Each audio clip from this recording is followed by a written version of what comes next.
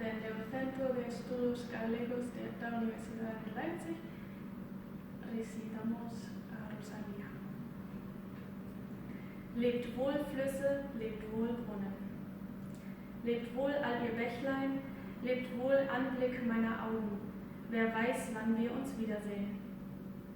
Meine Heimat, Land, in dem ich aufgewachsen bin, Garten, den ich so sehr liebe. Feigen habe ich eingepflanzt, tief drin. Wiesen, Flüsse, Baumalleen, Kiefern, so sanft geweht vom Wind. All ihr Vöglein im Gezwitscher, das Heim, wo ich mein Glück empfind. Adiós ríos, adiós fontes, adiós regatos pequeños, adiós vista los meus olhos, non sei cando nos veremos.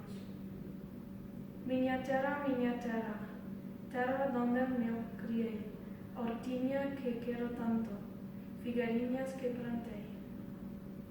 Prados, ríos, arboredas, piñares que move o vento, passarinhos piadores, casiña do meu contento. Mühle im Kastanienhain, klare Mondscheinnächte, läutende Glocken der kleinen Dorfkirche, Brombeeren aus dem Dornenbusch, die ich meiner Liebsten hol, Pfade zwischen Maisfeldern, lebe wohl, für immer wohl.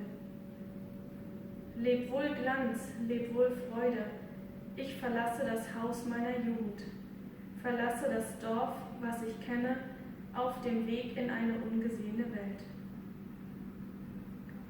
Moinho dos Castañares, noites claras do luar, campainhas tempradoiras da igrexinha do lugar, amorinhas das ribeiras que eu lhe dava o meu amor, caminhinhos entre o mío, adiós para sempre, adiós.